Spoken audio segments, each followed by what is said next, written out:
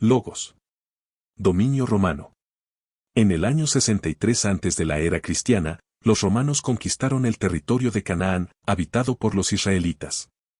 Lo llamaron Palestina, o tierra de los filistinos o filisteos, y lo convirtieron en provincia de Roma. Cuando Jesús ejerció su ministerio, el territorio de Palestina estaba dividido en 3 regiones: Galilea, Samaria y Judea. Judea y Samaria eran parte de la provincia de Siria, cuyo gobernador era Poncio Pilato. Galilea era gobernada por Herodes Antipas, quien también gobernaba Perea, en el lado este del río Jordán. El emperador de Roma era Augusto. Externamente la suprema autoridad del pueblo israelita era el emperador romano, pero internamente la suprema autoridad era el Gran Sanedrín. Sanedrín. El Gran Sanedrín era una asamblea legislativa, judicial y ejecutiva del pueblo israelita, constituida por 71 sabios ancianos. En cuestiones judiciales era la Suprema Corte. La máxima autoridad era el sumo sacerdote. Había sanedrines menores, cada uno de los cuales tenía 23 miembros. Jesús, Sanedrín, fariseos y escribas. Jesús denunciaba la hipocresía religiosa del Gran Sanedrín y desafiaba su autoridad.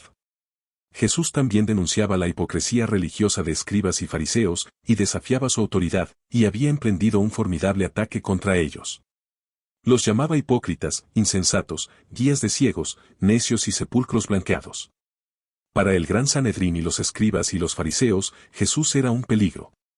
Era una inaudita amenaza, un mal peor que el mismo imperio romano. Para sus discípulos, Jesús era un revolucionario dispuesto a derrumbar un régimen de corrupción de la ley de los israelitas, la halajá. Recurso para eliminar a Jesús. Se aproximaba la celebración de la Pascua, festividad que conmemoraba el día en que el rey de Egipto, el faraón, liberó al pueblo israelita de la servidumbre, el cautiverio o la esclavitud. El Gran Sanedrín temía que, en ese día, podía haber una extraordinaria congregación de judíos, y Jesús podía crear la oportunidad de una rebelión contra el dominio romano. El emperador, entonces, podía emprender la devastación del pueblo israelita. El Gran Sanedrín se apresuró a acudir a un recurso que impidiera la presencia de Jesús en la celebración de aquella festividad.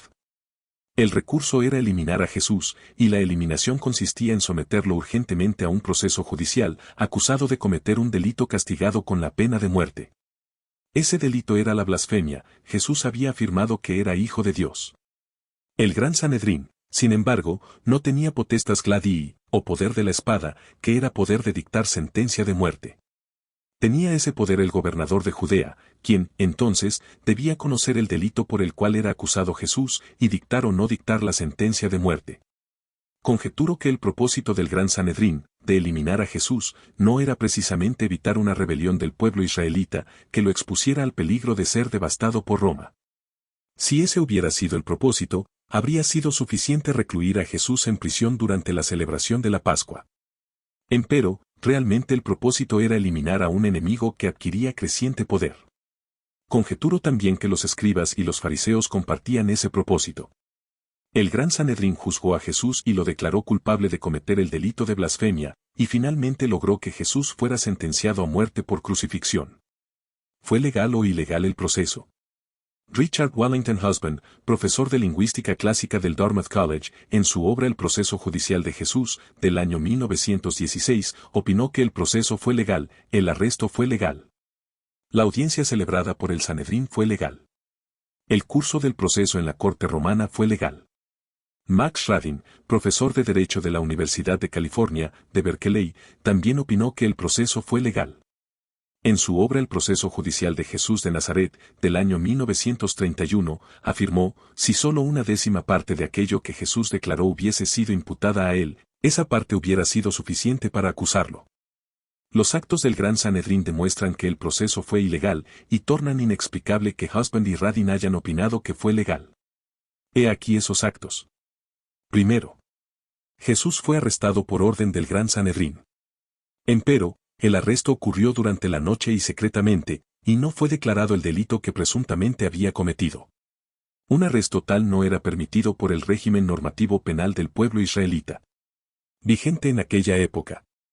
Segundo, el Gran Sanedrín sometió a Jesús a una indagación judicial durante la noche, en casa de Anás, quien había sido sumo sacerdote. Sin embargo, como afirmaron Agustín Lehmann y José Lehmann en su obra Jesús ante el Sanedrín, del año 1887, ninguna sesión del Sanedrín podía celebrarse antes de la ofrenda del sacrificio de la mañana. Finalizada la indagación, Jesús fue atado y obligado a comparecer ante el sumo sacerdote, José ben Caifás o Yosef bar Cayafa, yerno de Anás. Caifás debía conducir el proceso. Tercero. Jesús compareció ante Caifás durante la noche. Empero, como afirmó Samuel Mendelssohn en su obra Jurisprudencia Criminal de los Antiguos Hebreos, del año 1891, los procesos judiciales penales solamente podían celebrarse durante el día. Cuarto. Un proceso judicial por un delito castigado con la pena de muerte debía celebrarse durante 2 días continuos, con el fin de que el segundo día brindara la oportunidad de que comparecieran testigos que pudieran beneficiar al acusado.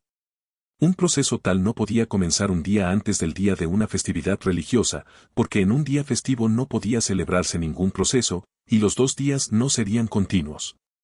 El Gran Sanedrín, sin embargo, comenzó el proceso un día antes del Sabbat, y no podía proseguirlo después de esta festividad, porque infringía la norma de continuidad de los 2 días. El proceso, pues, ilegalmente duró un día. Quinto. El Gran Sanedrín acusó a Jesús de cometer el delito de blasfemia, castigado con la pena de muerte. Era un delito religioso de los israelitas. El gobernador Poncio Pilato declaró inocente a Jesús. Entonces fue acusado de cometer el delito de traición, castigado también con la pena de muerte. Jesús habría cometido ese delito porque se atribuía ser rey de los judíos, pero ese rey solo podía ser el emperador. Era un delito político de los romanos. Pilato lo declaró inocente. Asediado por una amenazante muchedumbre, y en día festivo, en el que era costumbre que el gobernador liberara a un prisionero, Pilato propuso liberar a Jesús o al delincuente Barrabás.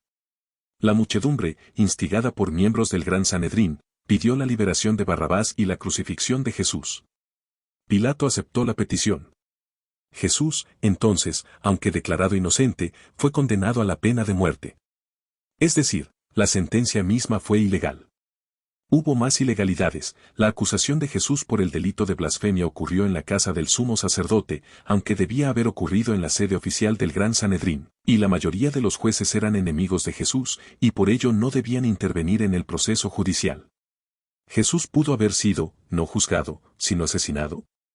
El teólogo James Philip, autor de La Gloria de la Cruz, argumenta que Jesús no fue asesinado porque, si hubiera sido cometido ese crimen, entonces los asesinos habrían sido culpables, y Jesús, inocente. Pero si era condenado a la pena de muerte por un juez, el juez habría sido inocente, y Jesús, culpable. La historiadora Paula Fredriksen, en su obra Jesús de Nazaret, Rey de los Judíos, conjetura que, si Jesús no hubiera sido tan popular, Pilato hubiera podido asesinarlo y complacer a sus enemigos, es decir, los enemigos de Jesús, pero era muy popular. Es inverosímil, sin embargo, que Pilato hubiera podido contemplar la opción de asesinato, pues él mismo creyó, y también su esposa, que Jesús era inocente.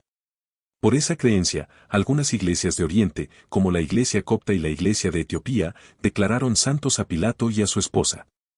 Ilegalidad no casual del proceso.